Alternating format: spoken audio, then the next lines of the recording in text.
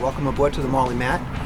Today we're going to take and do a little bit of an introduction to lobster fishing. I've been captaining for Sunny Days Charters for 3 years now, and we decided it was time to throw a little video onto the website and try to show people what we do as far as the lobstering part of the business. We do a little bit of striper fishing, a little bit of whale watching, a little bit of tuna fishing, but just every day I get out and I tend to my traps and take care of that business. So what we're going to do is go out and do a quick little intro to what a trap's made like, why they're built the way they are, what do you use for bait to attract the lobsters, and of course they'll go into any hole they can find, whether it be a rock to pick up some food or just whatever trap they find, and they're in and out of these traps all the time.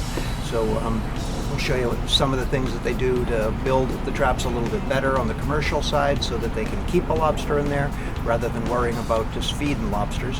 And so we'll get going and show you a little bit as we pull each trap.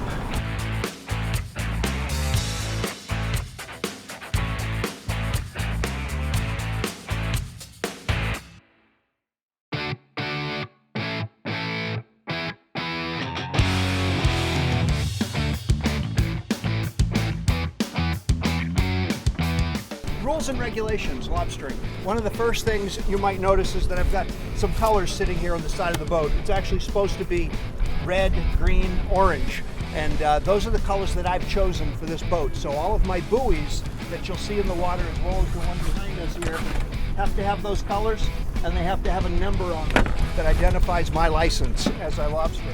So if somebody from the environmental police were to come around, what they're going to ask for is to see my permit and make sure my permit matches all the, the colors have to be the same and the numbers have to be the same on my buoys.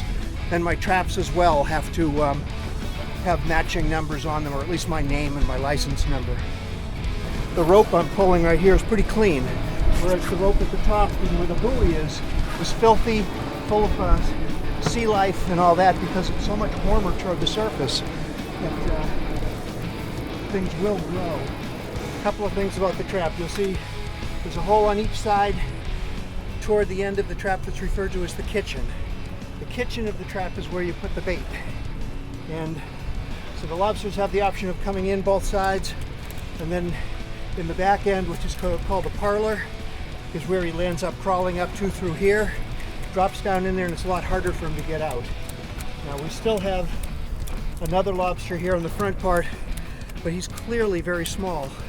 What I'm going to do is show you with a gauge how big they need to be. This is a standard lobster gauge.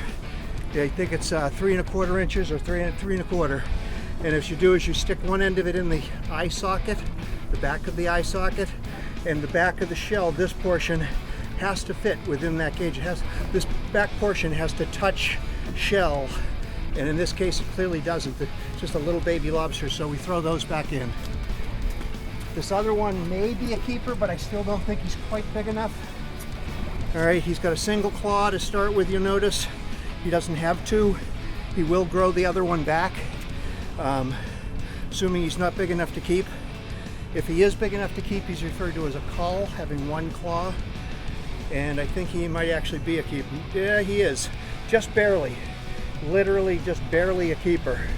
So I think we will keep him because he does fit within the gauge, okay? What we do in that case, this poor guy isn't much to him except a tail and a small claw, but we'll keep him anyway.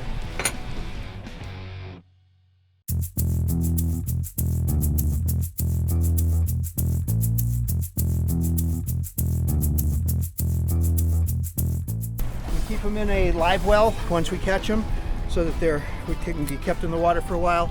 We band them with an elastic. That's basically how you'll see every lobster in a supermarket and everything, and it's just simply put on by squeezing it on, open it, and closing it onto the claw. All right, in terms of getting these things rebaited, try and make sure we tie this stuff in so that the lobsters have to go up into the trap to eat it, not to eat it from the door. So hopefully this will stay closer to where I'm putting it here, as opposed to drifting out the door. All right. So now I guess we better get back where this one belongs.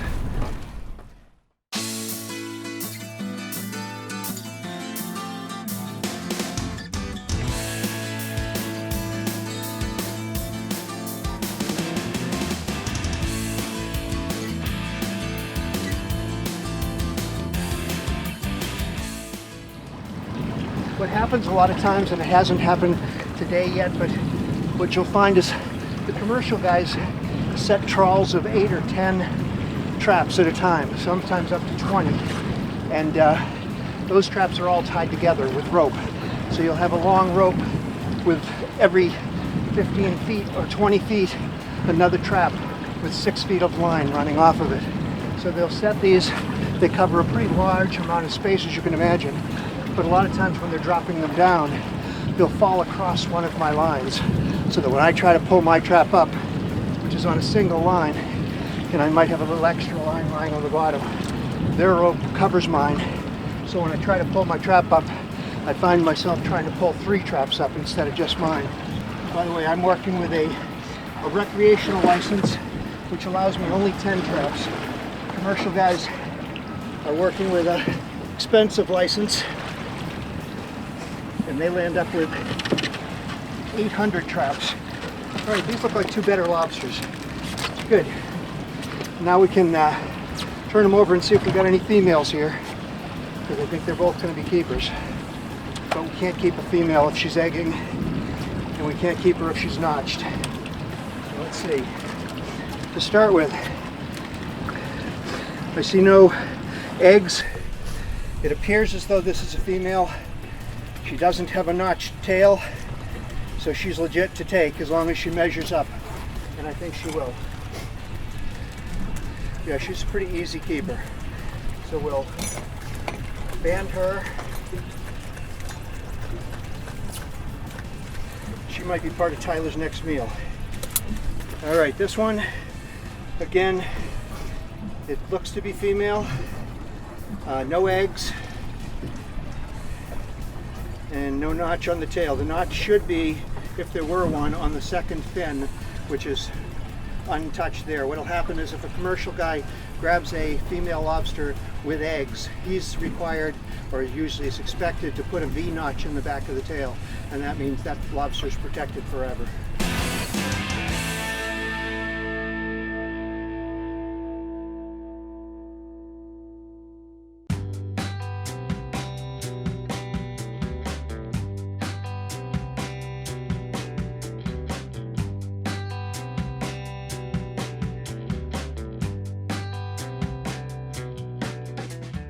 A lot of pulling for nothing.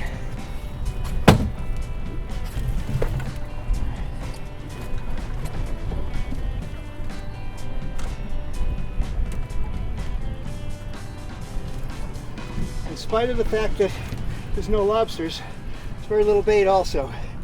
That thing started with a full bag of bait, so I've had critters in and out. This trap, as you can see, has taken quite a beating. Basically what happens is it lands up hitting rocks, and you keep pulling it against things, or else it gets slammed against things underneath with the current and the tide, and they just get banged up and beat up. These are those escape doors that I was talking about, and eventually these metal things will rot, and that thing will just open up, so that if it's a trap that gets lost on the bottom, there'll be a way for the fish and these lobsters to escape as time goes on.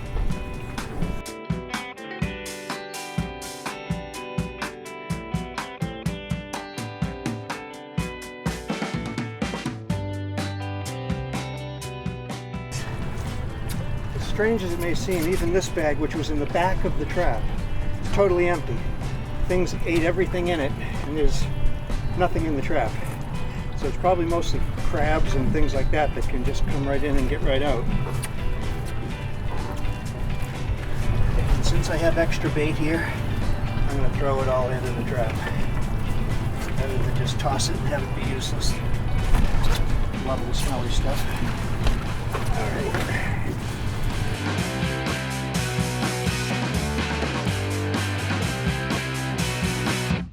These were 2 lobsters that we happen to have in the keeper pot here. Everyone that we picked up today was a female lobster.